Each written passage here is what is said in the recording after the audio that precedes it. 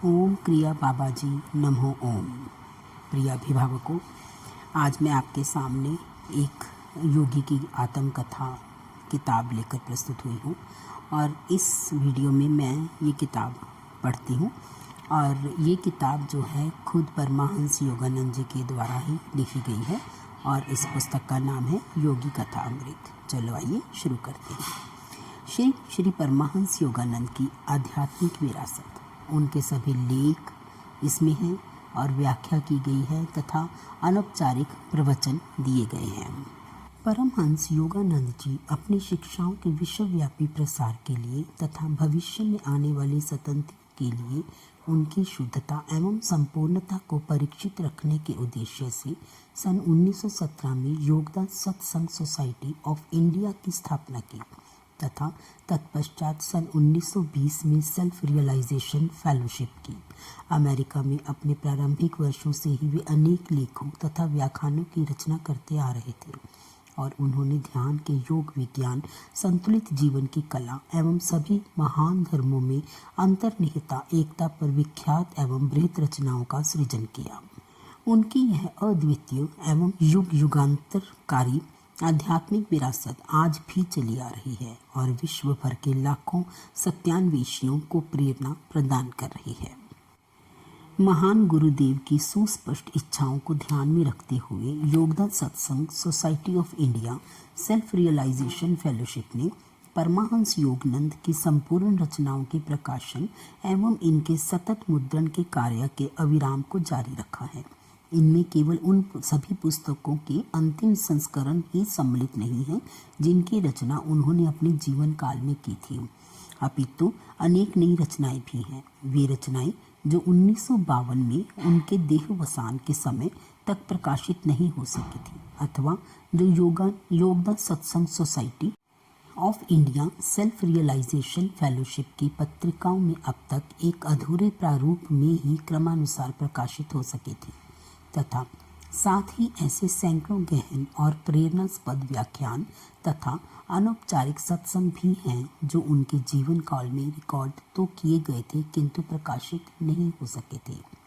परमहंस योगानंद जी ने स्वयं अपने उन निकटतम शिष्यों को Yogoda Satsanga Society of India Self Realization Fellowship के प्रकाशन परिषद के लिए चुना एवं प्रशिक्षित किया, जिन्हें उन्होंने अपनी शिक्षाओं के प्रस्तुतिकरण एवं प्रकाशन के लिए विशेष दिशा निर्देश दिए। Yogoda Satsanga Society of India Self Realization Fellowship के प्रकाशन परिषद के सदस्य इन दिशा निर्देशों का सम्मान एक पवित्र विश्वास के रूप में करते हैं ताकि परम प्रिय जगत गुरु का विश्वसनीय संदेश अपने मूल शक्ति एवं प्रामाणिकता के साथ बना रह सके। Yogoda Satsanga Society of India Self Realization Fellowship का प्रतीक चिन्ह जो कि पिछले पृष्ठ पर दर्शाया गया है, परमहंस योगानंद जी ने अपनी शिक्षाओं के प्रसार के लिए स्थापित की गई संस्था को पहचान करने के लिए स्वयं निर्धारित किया था।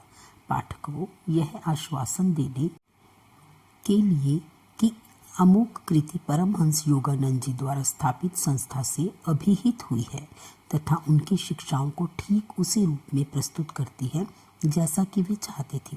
योगदान Satsanga Society of India Self Realization Fellowship का नाम तथा प्रतीक चिन्ह सभी प्रकाशनों एवं रिकॉर्डिंग पर मुद्रित रहते हैं।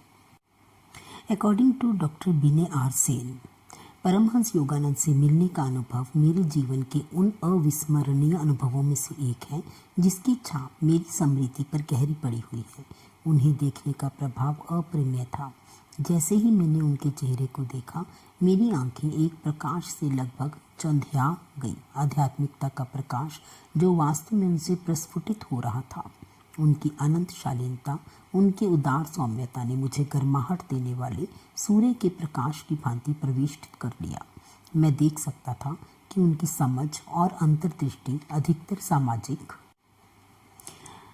सामाजिक समस्याओं तक पहुंची थी। यद्यपि वे एक दिव्य व्यक्ति थे, मैंने उनमें भारत के वास्तविक राजदूत को पाया जो भारत के प्राचीन ज्ञान के सार को विश्व में प्रसारित कर रहे थे।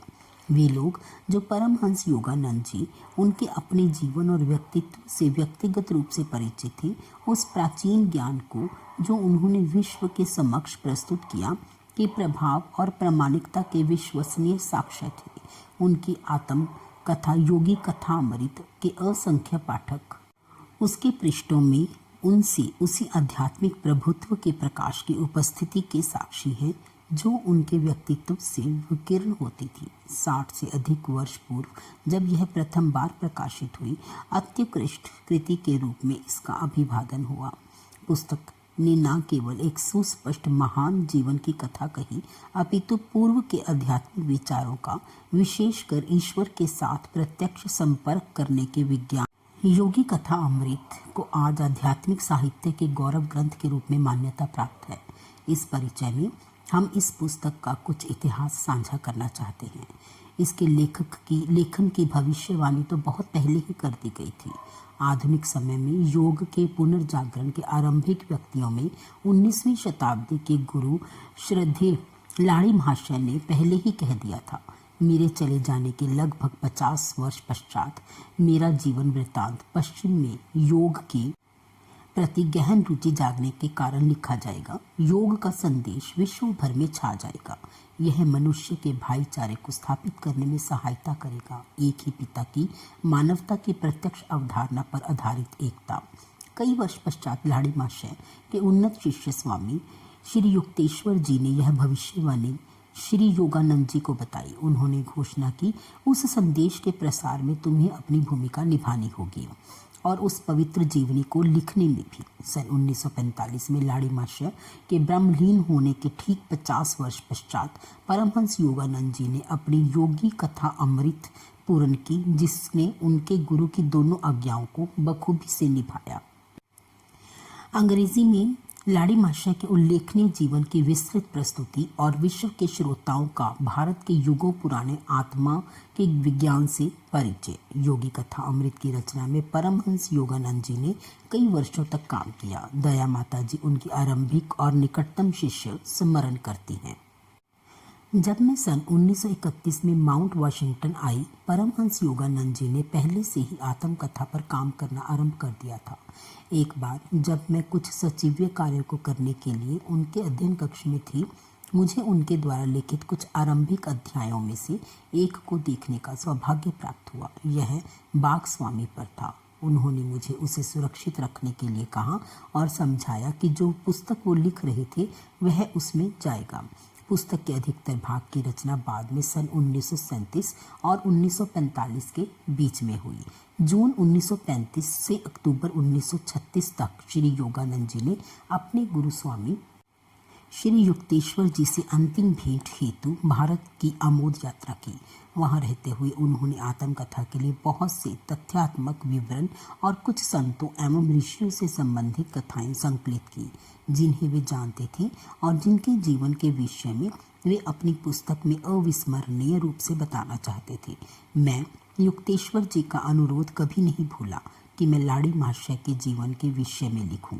वे आगे लिखते हैं, भारत में अपने प्रवास के समय में मैं योगावतार के शिष्यों और संबंधियों के संपर्क करने के प्रत्येक अवसर का लाभ ले रहा था।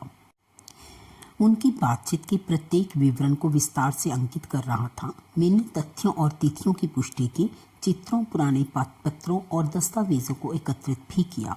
सन 1936 के अंत में अमेरिका वापस आने पर उन्होंने अपना अधिकतर समय उनकी अनुपस्थिति के उनके लिए दक्षिण कैलिफोर्निया तट पर एनिस्टिन्स के निमित्त आश्रम में ही व्यतीत करना आरंभ किया। यह वर्षों पूर्व आरंभ हुई इस पुस्तक को पूर्ण करने पर ध्यान केंद्रित करने के लिए एक आदर्श स्थान प्रमाणित हुआ। मेरी स्मृति में अभी भी उस शांतिपूर्ण समुद्र तटीय आश्रम में बिताए हुए वे दिन सजीव हैं। श्री दया माता बताती हैं, उनकी इतनी सारी वचनबद्धताएं और उत्तरदायित्व थे कि वे आत्मकथा पर प्रतिदिन कार्य नहीं कर पाते थे, परंतु सामान्यतः वे संध्या के समय इसे समर्पित करते थे और जो भी खाली समय इसके लिए निकाल सकते थे। लगभग सन 1939 और या 1940 के आरंभ में वे पुस्तक पर पूर्ण समय दे पाए और ध्यान दे पाए, और पूर्ण समय था ब्रह्मवेला से अगली ब्रह्मवेला तक। हम शिष्यों का एक छोटा सा समूह, तारा माता, मेरी बहन आनंद माता, श्रद्धा माता और मैं उनकी सहायता के लिए उपस्थित थे। प्रत्येक भाग टाइप हो जाने पर वे उसे तारा माता को देते थे, जो उनके लिए संपादक का कार्य करती थी। कितनी बहुमूल्य स्मृतियाँ। जब उन्होंने लिखा तब दिव्य अनुभवों को भीतर पुनः उसे वैसे ही जिया भी।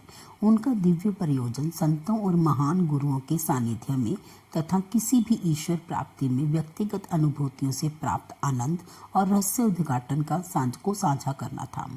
प्राय वे कुछ समय तक विराम लेते, दृष्टि ऊपर की ओर स्थिर और शरीर अविचल समाधि अवस्था में ईश्वर के गहन मिलन में लवलीन हो जाते। पूरा कक्ष दिव्य प्रेम की अत्यंत प्रभावी आभा से भर जाता। हम शिष्यों का ऐसे समयों में उपस्थित रहना मात्र ही चेतना की उच्च अवस्था में उठा देता था। अंत में सन 1945 में पुस्तक के पूर्ण होने का आनंददायक दिन भी आ गया। परमहंस जी ने अंतिम शब्द लिखे, भगवान आपने इस सन्यासी को इतना बड़ा परिवार दिया। तब कलम नीचे रख दी और आनंद पूर्वक कहा, सब कर दिया, यह पूर्ण हुई। यह पुस्तक लाखों लोगों का जीवन बदल देगी। जब मैं चला जाऊंगा यह मेरी संदेश वाहक होगी। इसके पश्चात प्रकाशक को खोजना यह तारा माता का दायित्व होगा। सन 1924 में सैन फ्रांसिस्को में व्याख्यानों और कक्षाओं की श्रृंखला के संचालन के समय परमहंस योगानंद जी की भेंट तारा माता से हुई। दुर्लभ आध्यात्मिक अंतर्दृष्टि से संपन्न वे उनके सर्वाधिक उन्नत शिष्यों के में से एक छोटे से मंडल में से एक हो गई थी। उन्होंने उनकी संपादकीय क्षमताओं को सर्वोच्च स्थान पर रखा और प्राय कहते थे कि अभी तक जितने भी लोगों से मैं कभी भी मिला उनमें से सबसे प्रतिभाशाली मस्तिष्क इसके पास है। उन्होंने उनकी भारतीय शास्त्रों के विस्तृत ज्ञान और समझ की भी सराहना की और एक अवसर पर कहा, मेरे महान गुरु श्री युक्तेश्वर जी के अतिरिक्त और कोई अन्य नहीं है जिसके साथ भारतीय दर्शन पर बातचीत का मैंने आनंद उठाया हो। तारा माता पांडुलिपि को लेकर न्यूयॉर्क शहर गई, लेकिन प्रकाशक खोजना एक सरल कार्य नहीं था। प्राय ऐसा देखा जाता है, एक महान कार्य की उच्चता को पारंपरिक स्वभाव के लोगों द्वारा पहली बार में ही मान्यता प्राप्त नहीं होती।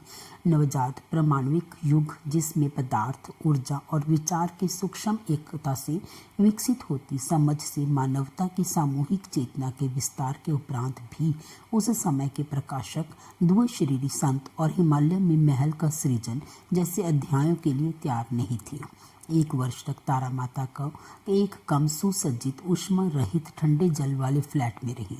अंततः वे सफलता के समाचार का तार भेज पाई। न्यूयॉर्क में एक सम्मानित प्रकाशक द फिलोसॉफिकल लाइब्रेरी ने आत्मकथा को प्रकाशित करना स्वीकार कर लिया था। उसने इस पुस्तक के लिए जो किया है मैं उसका वर्णन नहीं कर सकता, श्री योगानंद जी ने कहा, किंतु उसके बिना यह पुस्तक कभी भी संभव नहीं थी। शीघ्र ही सन 1946 के क्रिसमस से पहले चिर प्रतीक्षित यह पुस्तक माउंट वाशिंगटन पहुंच गई। पुस्तक का पाठकों और विश्व भर की प्रेस द्वारा भावुककार पूर्ण प्रशंसनात्मक स्तुति से स्वागत किया गया। कोलंबिया यूनिवर्सिटी प्रेस ने धर्म की अपनी समीक्षा में लिखा, योग की इस प्रस्तुति के समान अंग्रेजी या किसी अन्य यूरोपीय भाषा में इससे पूर्व कुछ भी नहीं लिखा गया है। द न्यूयॉर्क टाइम्स ने इसे एक अद्वितीय वृत्तांत घोषित किया। न्यूज़वीक ने लिखा, योगानंद की पुस्तक शरीर की आत्मकथा की अपेक्षा आत्म की आत्मकथा है। यह जीवन के धार्मिक रूप का सरस और उदार पर्वतीय शैली में लिखा मनमोहक तथा व्याख्यापूर्ण अध्ययन है। पुस्तक के अन्य भाषाओं में अनुवाद के साथ और भी अधिक समीक्षाएं विश्व भर के समाचार पत्रों और पत्रिकाओं में छपने लगी। द्वितीय संस्करण शीघ्रता तैयार किया गया और सन 1951 में तृतीय संस्करण पुनरीक्षण और ग्रंथांशों के अद्यतन करने और संस्थात्मक गतिविधियों तथा योजनाओं का वर्णन करने वाले उन कुछ अंशों को जो अब वर्तमान में कार्यान्वित नहीं थे को हटाने के अतिरिक्त परमहंस योगानंद जी ने एक अंतिम अध्याय और समाविष्ट किया। पुस्तक में सबसे लंबे अध्यायों में से एक सन 1940 से 1951 तक के वर्षों को सम्मानित करते हुए नए अध्याय की पाद टिप्पणी में उन्होंने लिखा, अध्याय 49 में बहुत सी नई सामग्री इस पुस्तक के तृतीय संस्करण में दी गई है। पहले 2 संस्करण के पाठकों के अनुरोध के प्रतिवचन में मैंने इस अध्याय में भारत, योग तथा वैदिक दर्शन के विषय में विभिन्न प्रश्नों के उत्तर दिए हैं। तो प्रिय अभिभावकों, आज बस इतना ही हम लोग पढ़ेंगे। कल से जो नया अध्याय मैं आगे लेकर आऊँगी वो हमारा प्रथम अध्याय होगा। अभी तक तो ये जो थी ये सब एक परिचय था। ये पुस्तक आपको कई भाषाओं जैसे इंग्लिश, हिंदी, बंगाली, गुजराती, कन्नड़ा, मलयालम, मराठी, उड़िया, पंजाबी, संस्कृत, तमिल, तेलुगु ऐसे कई भाषाओं में मिल जाएगी। अगर आप इस पुस्तक को पढ़ना भी चाहते हैं तो पढ़ सकते हैं। शुक्रिया, धन्यवाद।